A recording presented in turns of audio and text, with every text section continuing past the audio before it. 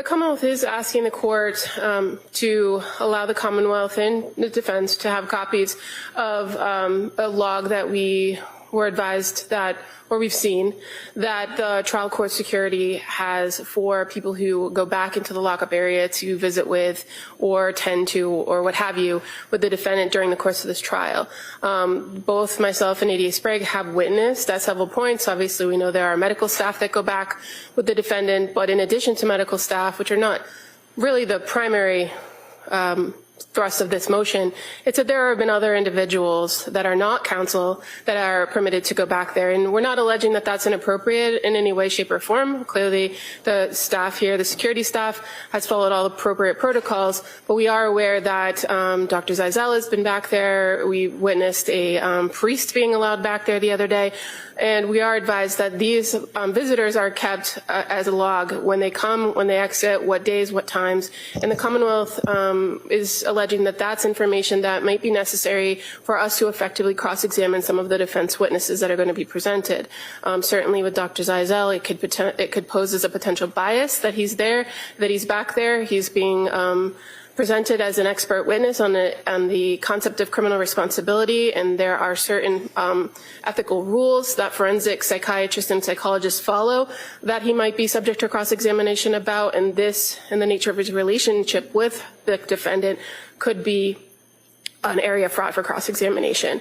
Because the court records are not, these court records, I would suggest, are not in the care, custody, and control of the Commonwealth. Procedurally, we have filed the motion as a Rule 17 motion asking for access to the records just for this defendant during the course of the trial.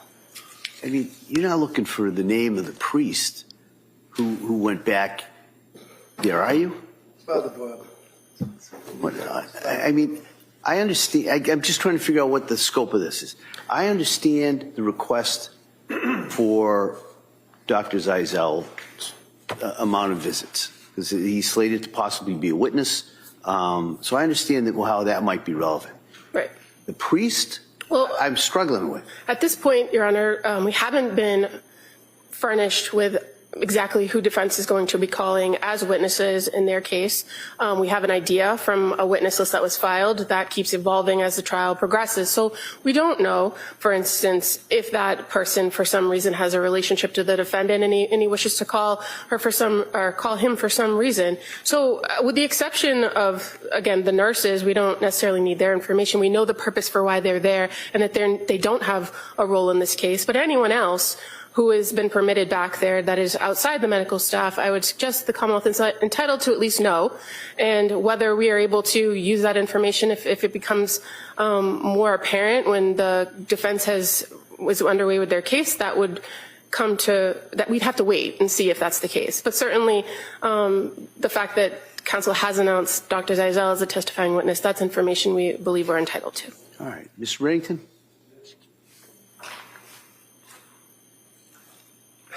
Well, first of all, here's the list. If they want the list, we don't need a Rule 17 and a court order. They can just go over from there to there and get the list and see who's been going in and out to see Lindsay.